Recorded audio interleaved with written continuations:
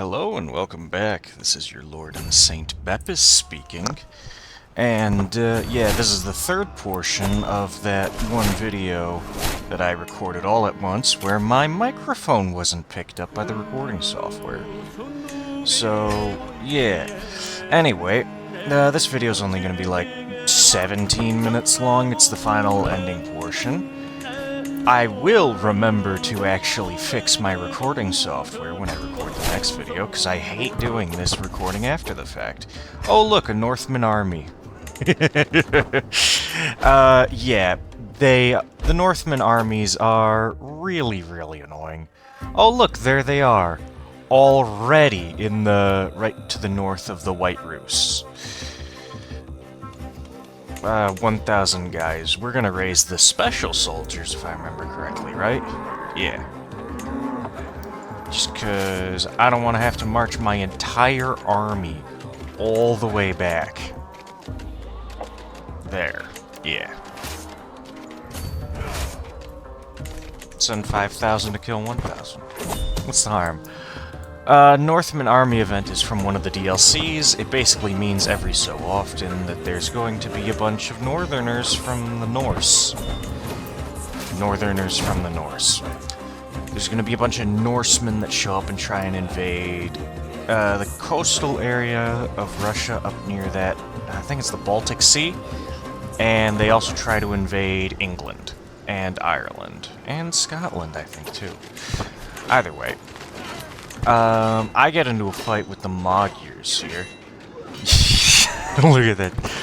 In my settings, I have it so that advantage is calculated to be 10% extra bonus damage per 1 point of advantage. I think by default it's like 5 or 2%.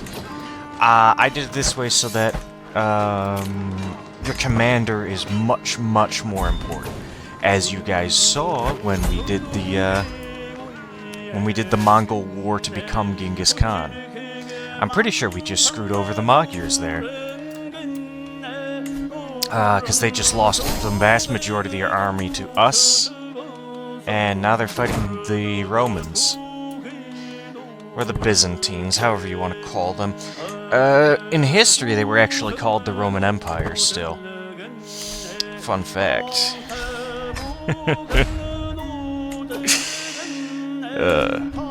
Anyway, let's see here.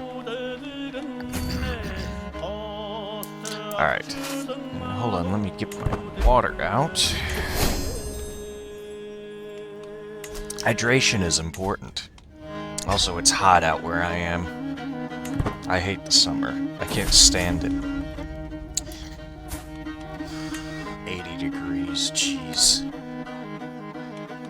Yes, I'm in the United States, as if me speaking didn't tell you enough.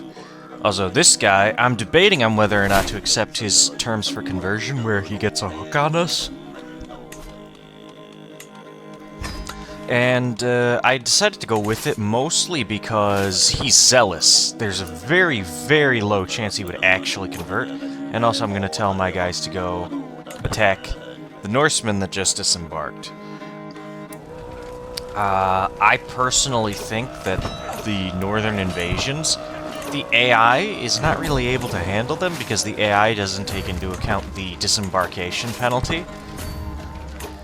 And, yeah. There's a river there, and I don't understand why we didn't get the river crossing penalty, but okay. Anyway. Yeah, no. Well, yeah, I think, instead of the Viking Exile trait, which is on the screen, I think they should get, instead of those bonuses, they should get, like, martial bonus, temporary martial bonus, or temporary prowess bonus or something. Or, like, men-at-arms damage up 20% or something, because, yeah, if you even have, like, 6,000 men, you can kill off 10,000 of them because they're all levies, and levies are trash. Also, I accidentally removed my Pisa. Okay. Anyway. There's 2 more pieces of land. One county from Finland that I want, and one county from Sop me? Yeah.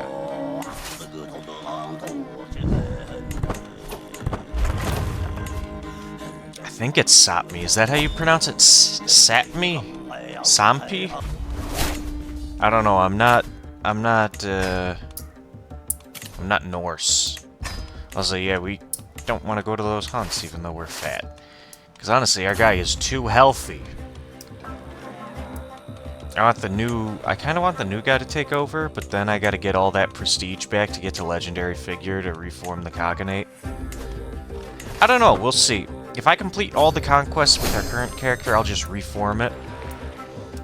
And probably go feudal.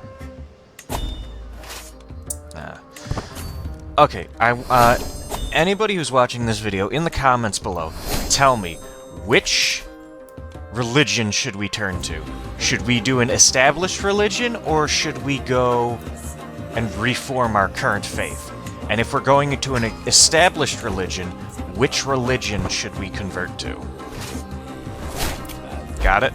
So, tell me which religion we should be, and if it's Reformation or conversion. I'm gonna leave that up to the comments. And if you don't know what religion, just say a religious group like Catholic.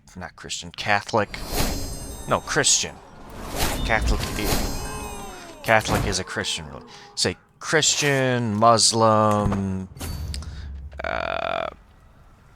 Indian religion. I'll find one of the ones in there. Or Buddhist, Hindu. That's what it's called. Buddhist, Hindu, Jewish. West African pagan? No, we're not going to do that, no. If you say West African pagan, I'm not doing it. Be serious. And you know who I'm talking to. You know your name. I know you watch these videos. Be serious. So yeah, which religious group? So we took that, which is right across the river. Oh, yeah. And, Sapmi, I believe. Yeah, right up there. Sapmi? Sapmi. I'm gonna say Sapmi. You can try and stop me. Anyway. I don't like talking for long periods of time. The only reason why I do it during the game is because I'm just basically narrating what I'm doing in my thought process. It's a lot easier than doing this. I have no idea what I'm looking at there. It's been, I think, 3 days since I recorded this. I don't remember everything. I remember even less. Oh yeah, introduce heir. I don't want to do this again because he's like 20. There's no reason to do this now. All it's going to do is waste prestige and piety. Useless. Also, when we reform the Cognate, we're going to be really behind in technology. Which absolutely sucks. And yeah, I'm just going to keep upgrading the yurt, because a lot of that money and herd is going to get refunded to us as cash when we convert away from nomadism. At least if I'm understanding the mechanics correctly. I could be misunderstanding the mechanics, but I'm pretty sure we get a ton of cash right off the bat. And I'm going to use all that cash to immediately invest in our home counties. That duchy I have all the way back in Mongolia, Karakorum, right around that area. Which I think in real life was actually the seat of power for the Mongols for a little while. I know they moved the capital to Beijing at one point. Or was that the Mongol-controlled China that did that? My Asian history is real fuzzy. I do not remember a lot of Asian history. I did a little bit of research in preparation for some of this playthrough. So I knew that Karakorum was important, and that I was pronouncing it wrong. I called it Karakorum, I think. That was just me not reading it correctly. And the next... Yeah, next we need to take Ruthenia and the White Rus and whatever the Magyars have that's in the Empire of Russia that I want to take. And I think maybe we'll get Estonia and Lithuania as well. Even though they're not technically part, I would like to have access to the Baltic Sea. Because if we do a mega campaign, I want to have those individual provinces so that we can have a port on that part of the sea. Just in case. I know if we do convert to EU4, we're mostly going to be focusing on Asia and the East. But we also do need to have a decent western border. Oh yeah, and now we just divvy up this land. That going to Bjarmaland, and this piece going to Novgorod. My pronunciations are probably bad. Also, yeah, create the Kingdom of Vladimir. Because why not? Even though I don't think that was an actual kingdom that ever really existed. But hey, on the bright side, we managed to conquer Russia. We came from the other direction, unlike Funny Mustache Man. Everybody knows who Funny Mustache Man is. I'm not gonna say his name. Because it's funnier to just call him Funny Mustache Man. At least for me. Oh, look at Italy! They took over Austria! Ooh, they're doing good. So I think we'll have... Obviously, we're gonna be pretty strong. The Magyars, if they're still around, will be strong. The Romans will be pretty strong. Italy's gonna be strong. And then the British, I think, are gonna be very strong as well. And then France and Italy, I don't know, they're gonna be fighting each other a lot, I believe. The Magyars, though, they're gonna be trouble. See, I'm already doing this. I'm already planning out a campaign, even though I don't know if I'm gonna record one in EU4 or not. I don't have that much experience in EU4. I've only ever played it for the mega campaigns that I've done. I did 2. One as a Roman Empire starting as the King of Italy in 867. That was pretty fun. The New World ended up being Italian.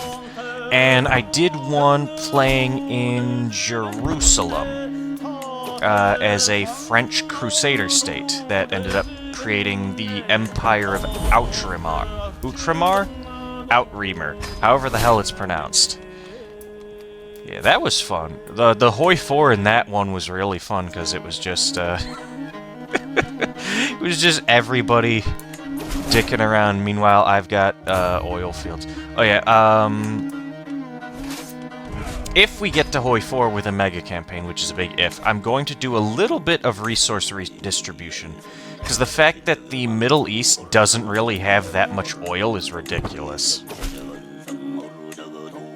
Even though the entirety of World War I had the British trying to take the Middle East simply for their oil reserves. And yet there's basically no oil in there. It's like, I think 100 units, which is nothing at all. I mean, the United States has more oil. I think the United States actually has the most oil in the game, aside from, maybe Russia? No, I definitely think the US has the most oil in the game in Hoi 4. For some reason, even though I don't think they had that in real life. Although, yeah. I think this was, what, new war target? Because we, with I think it was a 9% chance we managed to take over the White Rus. And then end that war. Disband the troops because they're out of supply. Oh yeah, burn everything. I gotta, if I don't care about that western land. Their tech progress isn't actually going to help me. So, give Kiev to the King of Ruthenia. Kiev's probably going to usurp that kingdom title. Oh well, my vassals can go to war with each other. And I'm seeing here, yeah, expand dominance I think only works in the steppes. But you can't see which area of the steppe is what. And there's no map mode for it either. I guess you could kind of look at county fertility, but that shows the entire world's county fertilities, which is not good. It's a little bit annoying and kind of stupid. But yeah, you can add the India to the steppes, but I think the decision's on a 5-year cooldown. And I don't know if the steppe seasons actually affect the... whatchamacallit. Anyway, future conquest here. Go take Turkey and Cyprus, I believe. Yeah. Then go south through Jerusalem to the Sinai Peninsula. Clean up what the Magyars have. Take Russia, Estonia, and Lithuania. And then, I guess, kinda maybe take Arabia? I don't know, we'll see about that. I'm on the fence about that one. If we have time, it depends on how much time we have. Because we got, what, 50 years in-game? That's not a lot of time. That's one character's life, basically. Which sounds like a lot, but trust me, it's not. With truces that only last for 5 years, I can only get 10 wars. Yeah. I was debating on whether or not to do a hunt. I decided against it, I guess. And, yeah. I think that's it, so we will resume this on Tuesday. This video is going live on Monday. I'm recording it the day before. So, I will see all of you, ladies and gentlemen, in the next one. So stay classy, have some fun, and goodbye.